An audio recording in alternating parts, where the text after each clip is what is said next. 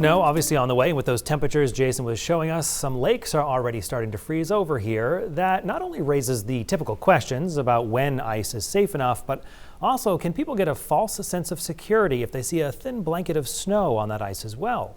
News Maine's David Guilford joining us live tonight from Gray with a message from state officials. Hi, David. Hi, Brian. That's right. With cold weather moving into our region this week, ice is beginning to form on our lakes and ponds. That excites many of us here in the state, but it also carries with it some concerns, especially with the way our weekend is shaping up.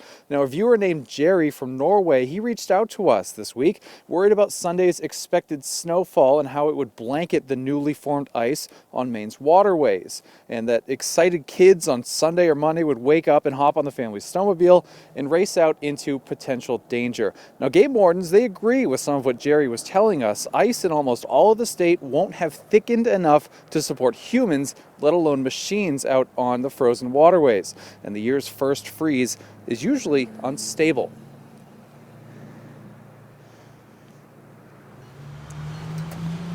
Jerry Ellingwood of Norway is preparing for the weekend's expected snow. Well, I have a plow truck on the other side of the house. He remembers being a teenager during snow days, and now living on Lake Penissiwasi, he's worried for young Mainers this weekend who have had their snowmobile season delayed. And I'm afraid that when they see snow on the lake, they're just going to assume it's safe because the snow is there. And it's only paper thin. That was open water 3 days ago. A cold snap rolled in this week, forming a fragile layer of ice across many lakes and ponds. Obviously, you can't tell what's underneath that snow, and you take one step and then you could be, in 10 feet of water. Warden Emerson Duplessis Sear trains for water rescues, but would like to stay dry this weekend. This early in the freeze, he explains, not only is the snow cover deceptive, but new ice is at its most unstable. Early season, ice is never the same in two spots. You could have that. So definitely the edges will have, some spots where it's thin, and then you might get out in the center and you think you're safe. But there could be a spring underneath, and it's causing that ice to be super thin.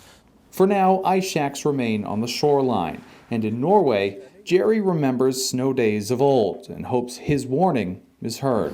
When it was time to do something exciting, safety was the last thing in your mind. Now, that warden told us snowmobiles need at an absolute minimum 5 to 6 inches, though he would certainly prefer more. And as the season goes on, Brian, if people are going to venture out, he suggests bringing some safety measures like a life jacket and these ice picks that you've seen wardens wear for sure that you can carry around your neck. They cost about $5-6 at your local Walmart. Easy to pick up and could help save you if you break through. Helpful advice tonight. David Guilford live in Gray. Thank you, David.